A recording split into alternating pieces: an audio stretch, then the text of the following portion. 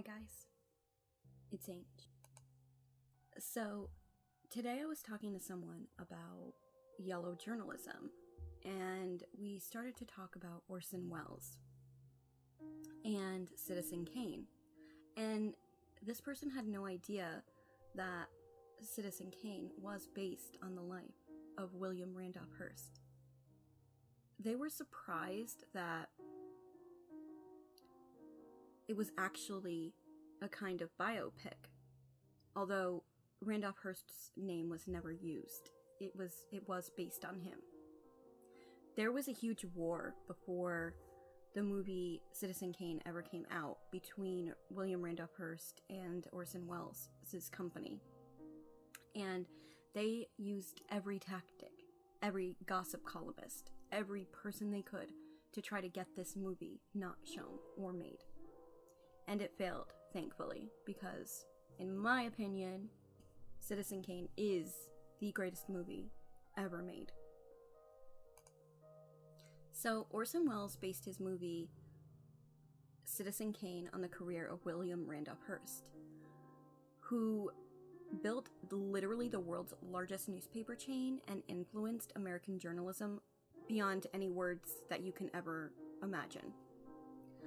Hearst was considered to be almost godlike, and he was born in 1863 and died in 1951.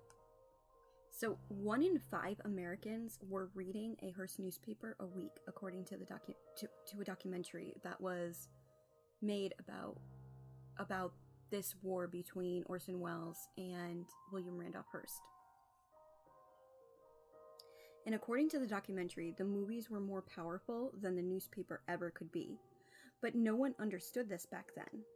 And Hearst was determined to make art in written word the property of the masses. This segment of the documentary is important when comparing how different Hearst's mindset was in using newspaper to attract the masses, whereas nowadays, films and television socially construct people's perception of reality, as seen in Fahrenheit 451. Much more than the written word does. So, Hearst was first took hold of the San Francisco Examiner when he was very close to flunking out of Harvard. Then, he took hold of the New York Journal and Joseph Pulitzer's New York World, which led to the creation of yellow journalism. Early in the 20th century, journalism highlighting sensationalized crime and disasters. He created the largest newspaper and magazine business in the world, but the competition between Hearst's Good Morning Journal and Pulitzer's World was so intense it devalued journalism and caused much skepticism, especially when yellow journalism got out of hand. Significantly political opinions and constantly pushed his opinion during the period known as yellow journalism. This period is between 1895 and 1898. And he once hired a woman to collapse in the streets just to see how the community responded.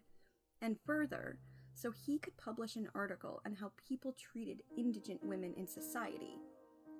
According to a documentary, Douglas Fairbanks Jr. says that Hearst once said, "You can crush man with journalism, and you can't with a motion picture." Hearst took yellow journalism to a whole new level with large headlines, big front page pictures, extensive use of photos and illustrations, and especially cartoons. For example, many historians believe that the sinking of Maine was engineered by Hearst in order to create a war that his paper could cover and build as much circulation as possible. The newspaper wars of this era were thus very sensationalized and exaggerated. So, the sinking of Maine has nothing to do with Malaga Island. No, the sinking of Maine was a warship. So, take for example, the Spanish-American War of 1898. The terrible conditions in Cuba were dramatized for the sake of journalism. The most well-known story was that of Frederick Remington, a Canton, New York native who telegraphed Hearst to tell him that Cuba was fairly quiet and that there would be no war. Hearst responded, "Please remain. You furnish the pictures and I'll furnish the war." The conditions in Cuba was bad enough, but when the war started, Hearst basically took credit for the war itself, and he ran a headlining journal. And it said, "How do you like the journal's war?" on the front page. This drastic nature of yellow journalism was mainly in New York City. For example, in the journal, Hearst focused on the enemy who set the bomb and even offered a huge reward to readers. So, Hearst played the role of public preacher by publishing political hype and opinions in his own publications. He succeeded in establishing the first nationwide newspaper chain in America from LA to Chicago by purchasing more and more newspapers. People were able to see his headlines everywhere, which allowed him to dictate public opinion all across the country. The narrator of the documentary, Richard Ben Kramer, interpreted this phenomenon, saying, "It was a soapbox of size no candidate had ever enjoyed." Hearst, the most renowned owner of American newspapers at this time, was manipulating his readers. He elevated himself to make political statements that he deemed as newsworthy and attractive to the masses by enacting the harsh, sensationalized platform of yellow journalism. He stood atop his soapbox, which allowed him to transform newspapers in a way in which he directly affected the emotions and perceptions of reality of those who invested in his newspaper. While yellow journalism was utilized to emphasize attracting readers' attention,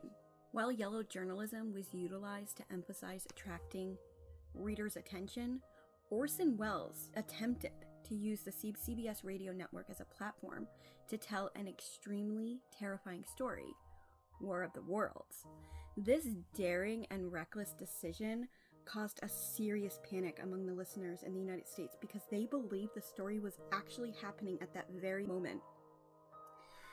This event proved how average people were defenselessly influenced by the products that these mediums yield, which is known as the mass society theory and hypodermic needle theory. At the same time, the panic produced by Welles through the radio and medium suggested a decline in the power of the mass society theory. Since this event proved how average people were defenselessly influenced by the products that these mediums yield, which is known as the mass society theory and the hypodermic needle theory. At the same time, this panic produced by Welles through the radio medium suggested a decline in the power of the mass society theory, since there were people who had not taken any action after listening to the radio 5 times more than those who believed it. Therefore, this consequence showed the development of the limited effects theory, which was used to be the hypothesis emerging that medium influence was limited by individual differences, social categories, and personal relationships. As for the battle over Citizen Kane, Hearst seemed to beat out Welles, since eventually Welles needed to close his company due to its bad reputation intensified by Hearst's obstruction. However, Hearst's attack to seize the movie Citizen Kane by writing poorly about the movie in his newspaper would possibly be the greatest advertising the movie ever had, as his newspapers were read by countless people. Hence, some individuals may assume that his obstruction actually helped the movie and allowed Welles to be nominated for 9 Academy Awards. So does yellow journalism still exist today? The answer is easy. 100%, 1,000,000%, 1,000%, 1,000,000,000%, yes, yes, yes. Many newspapers display the most exaggerated picture of the front page to attract people and make them buy it, no matter how skewed the truth may be. There are even magazines that only deliver gossip, which is often exaggerated significantly by the editors in order to actually persuade people to pick up the magazine in the store or click on the article headline on the internet. Also, due to the development of new technology and personalization, YouTube has become one of the largest platforms to portray exaggerated events, such as Hollywood gossip, uploaded by so-called YouTubers. Now, yellow journalism is easier to provide and create because of technological developments, and it is clearly an element of today's society that attracts many individuals of our current generation. So, Citizen Kane was eventually released on May 1st, 1941, but months before its release, Orson Welles' landmark film, Citizen Kane, began generating such controversy that Radio Music City Hall eventually refused to show it. Instead, Citizen Kane, now revered as one of the greatest movies in history, made its debut at the smaller RKO Palace Theater on May 1st, 1941. By the time he began working on Citizen Kane, the 24-year-old Welles had already made a name for himself as Hollywood's enfant terrible. He first found success on Broadway and the radio. His October 1938 broadcast version of the science fiction classic, The War of the Worlds, was so realistic that some listeners actually believed Martians had invaded New Jersey.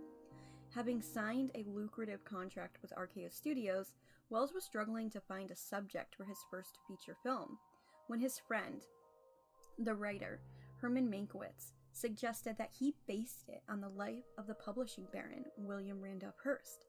Hearst presided over the country's leading newspaper empire, ruling it from his empire, San Simeon, a sprawling estate perched atop a hill along California's central coastline. A preview of Citizen Kane in early February had drawn almost universally favorable reviews from critics. However, one reviewer, the leading Hollywood gossip columnist, Hedda Hopper, was incensed by the film and Welles' portrayal of its protagonist, Charles Foster Kane. She took her concerns to Hearst himself, who soon began waging a full-scale campaign against Welles and his film, barring the Hearst newspaper from running ads for it and enlisting the support of Hollywood bigwigs such as Louis B. Mayer of Metro-Goldwyn-Mayer. It was said Hearst was particularly angry over the movie's depiction of a character based on his companion, Marion Davies, a former showgirl who he had helped become a popular Hollywood actress. For his part, Welles threatened to sue Hearst for trying to suppress the film, and also to sue RKO if the company did not release the film. When Citizen Kane finally opened in May 1941, it was a failure at the box office, although reviews were favorable, and it was nominated for 9 Academy Awards. Welles was booed at the year's Oscar ceremony, and RKO quietly archived the film. It was only years later, when it was re-released, that Citizen Kane began to garner well-deserved accolades for its pioneering camera and sound work, as well as its complex blend of drama, black comedy, history, biography, and even fake newsreel, or mockumentary footage, that has informed hundreds of films produced since then. It is consistently ranked at the top of film critics' lists, most notably grabbing the #1 spot on the American Film Institute's poll of America's 100 greatest films. So after Citizen Kane, Welles' diverse works, instead of everything from Shakespeare adaptations to documentaries, some of his most acclaimed films included The Stranger in 1946, The Lady from Shanghai 1948, and Chimes at Midnight 1966. In his later years, he narrated documentaries, appeared in commercials, and he left behind several unfinished films when he died at the age of 70 on October 10th, 1985. So, how did yellow journalism affect U.S. diplomacy? So, yellow journalism was coined for a time period between 1895 and 1898. However, we do know that yellow journalism is used today and has been used since this time. So, yellow journalism was a style of newspaper reporting that emphasized sensationalism over facts. During its heyday in the late 19th century, one of the many factors that helped push the United States and Spain into war in Cuba and the Philippines, leading to the acquisition of overseas territory by the United States. An example of yellow journalism, the term originated in the competition over the New York City newspaper market between major newspaper publishers Joseph Pulitzer and William Randolph Hearst. At first, yellow journalism had nothing to do with reporting, but instead derived from a popular cartoon strip about life in New York slums called Hogan's Alley, drawn by Richard F. Outcault. Published in color by Pulitzer's New York World, the comic's most well-known characters came to be known as the Yellow Kid, and his popularity accounted in no small part for a tremendous increase in sales of the World in 1896. And in an effort to boost sales of his New York journal, Hearst hired Outcall away from Pulitzer, launching a fierce bidding war between the two publishers over the cartoonist. Hearst ultimately won this battle, but Pulitzer refused to give in and hired a new cartoonist to continue drawing the cartoon for his paper. This battle over the yellow kid and greater market share gave rise to the term yellow journalism. Once the term had been coined, it extended to the sensationalist style employed by two publishers in their profit-driven coverage of world events, particularly developments in Cuba. Cuba had long been a Spanish colony, and the revolutionary movement, which had been simmering on and off there for much of the 19th century, intensified during the 1890s. Many in the United States called upon Spain to withdraw from the island, and some even gave material support to the Cuban revolutionaries. Hearst and Pulitzer devoted more and more attention to the Cuban struggle for independence, at times accentuating the harshness of Spanish rule or the nobility of the revolutionaries, and occasionally printing rousing stories that proved to be false. This sort of coverage, complete with bold headlines and creative drawings of the events, sold a lot of papers for both publishers. But the peak of yellow journalism in terms of both intensity and influence came in early 1898, when a U.S. battleship, the Maine, sunk in a Havana harbor. The naval vessel had been sent there not long before in a display of U.S. power and in conjunction with the planned visit of a Spanish ship to New York. An effort to diffuse growing tensions between the United States and Spain, on the night of February 15th, an explosion tore through the ship's hull, and the Maine went down.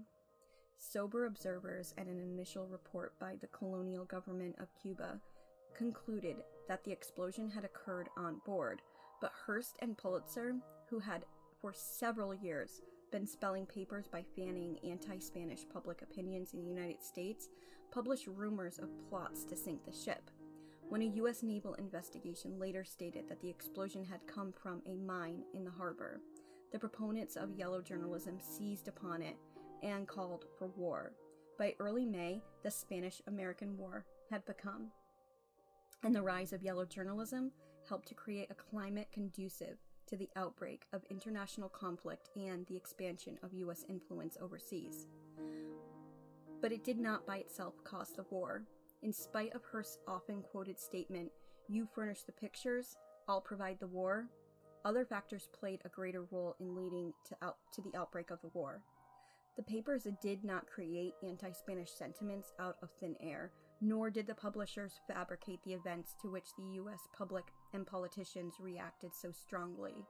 Moreover, influential figures such as Theodore Roosevelt led a drive for U.S. overseas expansion that had been gaining strength since the 1880s. Nevertheless, yellow journalism of this period is significant to the history of the U.S. foreign relations in that its centrality to the history of the Spanish-American War shows that the press had the power to capture the attention of a large readership and to influence public reaction to the international events. The dramatic style of yellow journalism contributed to creating public support for the Spanish-American War, a war that would ultimately expand the global reach of the United States. So, what can we learn about yellow journalism and Citizen Kane? So how can we use Citizen Kane today to teach us? And what can we gain from it? Well, the most important thing I can think of is fake news. So I think that we're still learning from Citizen Kane, and it's still teaching us a lesson to this very day. And we can use Citizen Kane to warn us about fake news. And it's important because from Facebook posts to headlines like Pope endorses Trump as presidential candidate, it is apparent that fake news is an inescapable issue that continues to marry the world of past and present journalism. The term fake news was popularized by Donald Trump in 2016, but instead of its definition, which is a way to describe misinformation, Trump used it as a way to discredit news that he didn't like. Trump has also expressed his fascination with Citizen Kane, idolizing the main character, and almost living his life by the film's plot. If the headline is big enough, it makes the news big enough. says Kane, as he prioritizes the gossip of housewives for his front page. Like Citizen Kane says, if the headline is big enough, it makes the news big enough, says Kane, over substantial news. Wells is commenting on yellow journalism, where many newspapers would print ill-researched and sensationalized story to entice readers. Social media is likely to be the most notable difference between past and present journalism, as so much is available to consume online these days. Although social media has clear benefits, giving journalists a further reach and easier access to sources, it has also become a hotbed for clickbait and conspiracy theories. Citizen Kane's criticism of yellow journalism can easily be applied to contemporary sidebars of shame. So, in Citizen Kane, the notion of moving bedroom furniture into the office and suggesting you live there for the foreseeable has lost some of the absurdity in these days. When Carter, Erskine Sanford, objects to Kane moving into his office by arguing they're only a morning newspaper and essentially close 12 hours a day, Kane smugly responds, "The news goes on for 24 hours a day." Wells was ahead of the curve here, as this was nearly 40 years before the first 24-hour rolling news channel. CNN made its debut in 1980. Of course, no one's asking news reporters to bring their pajamas, toothbrush, and slippers along with them to the studio just yet, but Citizen Kane certainly predicted this modern necessity to have limitless access to the news. But Kane is about more than just damaging and isolating power of wealth. Or, Wells didn't simply make his protagonist a rich man.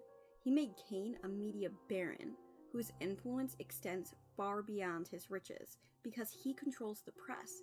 And that, more than anything else, is why Citizen Kane remains essential viewing 3/4 of a century after its initial release.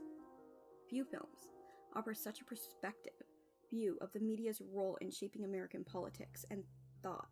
Even though Kane depicts an era dominated by the newspaper and the telegraph, and emerged when radio and newsreels held sway, its lessons have only become truer in the age of television and the internet. When he made Kane, Wells already knew a thing or two about the media's power to bend reality. On October 30th, 1938, at the tender age of 23, he achieved international fame by making War of the Worlds. And the stories were so grossly exaggerated that reporters had no way of telling the truth and extent of the show's impact. Stitched together a few scattered reports of panic into a tidal wave of terror, and had actually existed. And these acts of journalistic malpractice forever distorted the reality of that night, creating a mutually agreed upon fiction that War of the Worlds broadcast really had sent tens of thousands of, if not millions of listeners fleeing into the hills on that Halloween Eve. This powerful, long-lasting narrative continues to shape how we understand the power of the media, even though it has been consistently and thoroughly debunked. There is a certain irony in the fact that the legitimate press in 1938 turned out to be much more successful at spreading fake news than the man behind the Martians.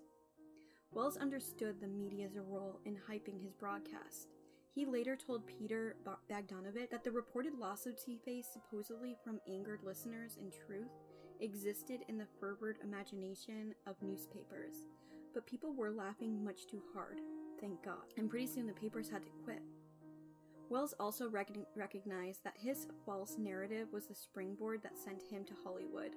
If he hadn't been world famous as the Man from Mars, he never would have received the remarkable offer from RKO Pictures to write, produce, and direct and star in 2 films entirely of his own conception that led Citizen Kane.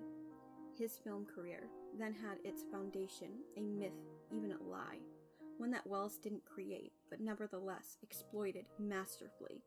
And when it suited his purpose, he gleefully added to his own brushstrokes to the canvas, stretching the truth about the broadcast even further. This awareness filtered into the script Kane, a screenplay that, despite recent claims to the contrary, Wells actually did co-write with Herman J. Mankowitz.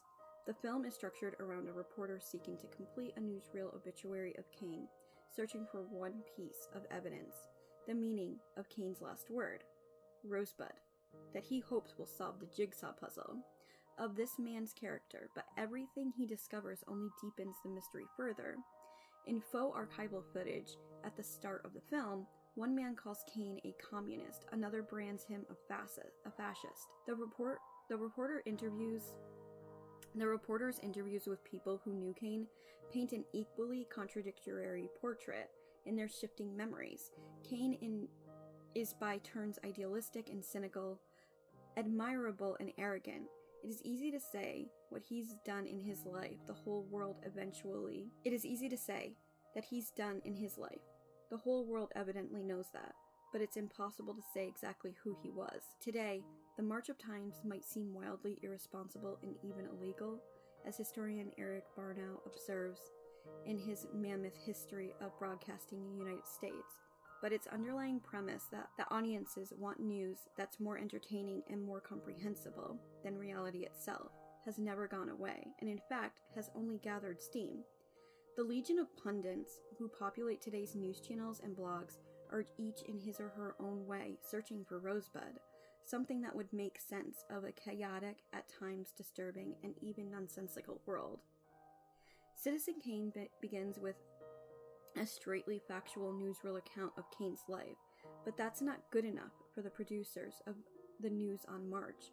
They want the angle, a good story, something dramatic, shocking, even touching. In short, they want Rosebud, even if, as the reporter realizes at the end of the film, no single word holds the key to a person's life. The brilliance of Wells' film is that it invites viewers to make up their own minds about its protagonists and opportunities.